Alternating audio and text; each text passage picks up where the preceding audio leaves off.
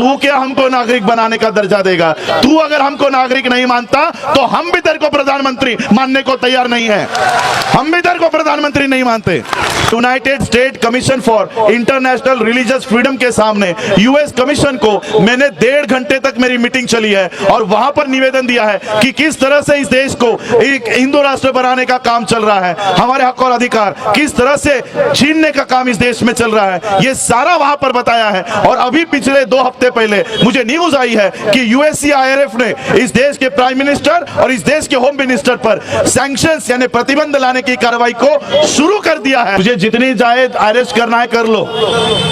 यहाँ के home minister को, यहाँ के प्राइम मिनिस्टर को हम लोग कोई निवेदन नहीं दे रहे। बाबा साहब अंबेडकर जी ने जाते जाते हम लोगों को ऐसी ताकत देकर गए हैं कि इस देश का बुद्धिस्ट, इस देश का मुस्लिम, इस देश का सिख, इस देश का जैन, ये सारे लोग माइनॉरिटी कमीशन के अंडर आते हैं और इस देश के माइनॉरिटी को बचाने के लिए पूरे वर्ल्ड में एक बहुत बड़ा प्लेटफॉर्म है। हम वहां पर जाकर निवेदन दे रहे हैं। देखो, उस समय मुझे डर था, जिस समय संविधान के पक्ष में कोई खड़ा नहीं हो रहा था, उस समय मुझे डर था। लेकिन आज मुझे आप लोगों को देखकर यह लग रहा है कि ये 5 साल 10 साल छोड़ो, आने वाले 1000 सालों तक बाबा साहब के संविधान को कोई हाथ नहीं लगा सकता। ये आप लोगों की वजह से आज मुझे सिक्योरिटी मिली है। पूरे मीडिया को बताना चाहता हूं ये क्या है। 1925 में आरएसएस की स्थापना हुई। आरएसएस ने उस समय इस देश को हिंदू राष्ट्र बनाने का एक कसम, एक बीड़ा उठाया है और 100 साल के पहले इस देश को कानूनी तौर पर हिंदू राष्ट्र घोषित किया जाएगा। और वो कैसे घोषित किया जाएगा? पाकिस्तान से, बांग्लादेश से, अफगानिस्तान से आए हुए जो लोग हैं, वो 31 दिसंबर 2014 के सारे लोगों को इस देश की नागरिकता दी जाएगी। 31 दिसंबर 2014 तक के सारे भारत के बाहर से आए हुए लोग इस देश में नागरिक बन जाएंगे। और इस देश के जो लोग हैं, जो SC ST OBC के लोग हैं, माइनॉरिटी के लोग हैं, अगर 1971 के पहले के डॉक्यूमेंट उनके पास नहीं है तो उनकी नागरिकता जाएगी। नागरिकता नहीं है।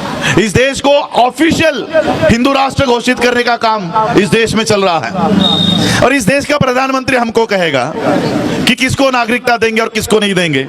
वोट लेते समय हमारा वोटिंग कार्ड चला, वोट लेते समय हमारा रेशन कार्ड चला, वोट लेते समय हमारा आधार कार्ड चला। अब नागरिकता देने की बात आई तो वोटर कार्ड नहीं चलेगा, आधार कार्ड नहीं चलेगा, पासपोर्ट नहीं चलेगा। ये कह रहे हो अगर हमारा वोट लेते समय हमारे ये कार्ड चल रहे थे और आज अगर ये इनवैलिड हो रहा है तो सबसे पहले इस सरकार को इनवैलिड घोषित करना होगा। अगर हमारे वोट नहीं चल रहे तो उस वोट के ऊपर बनी हुई ये सरकार भी नहीं चलनी चाहिए। ये प्रधानमंत्री हमको कहता है कि किसको नागरिकता देंगे और किसको नहीं देंगे। अरे तू क्या हमको नागरिक बनाने का दर्जा देगा? तू अगर हमको नागरिक नहीं मानता तो हम भी तेरे को प्रधानमंत्री मानने को तैयार नहीं है।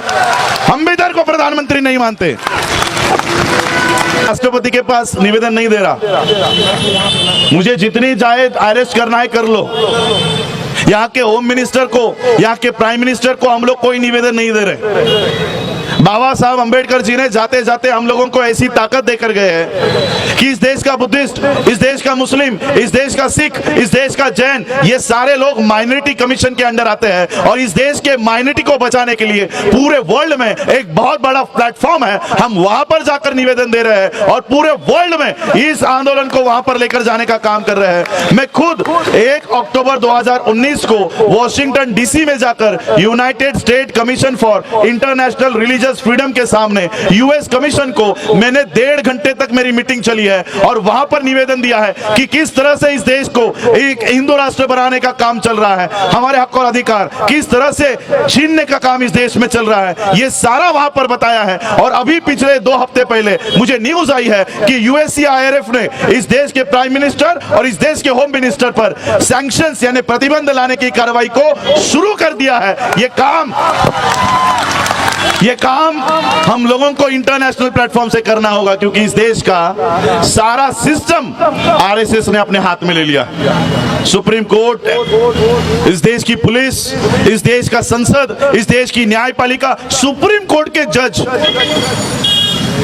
6 महीने पहले सुप्रीम कोर्ट के कंपाउंड में आकर क्या कहते हैं पता है? प्रेस कॉन्फ्रेंस लेके सारे कैमरा के सामने justice Gogoi, justice Chelameswar, justice Joseph ये हम लोगों को कह रहे हैं कि भारत का जो लोकतंत्र है, डेमोक्रेसी है, वो खतरे में, इसको बचा लो।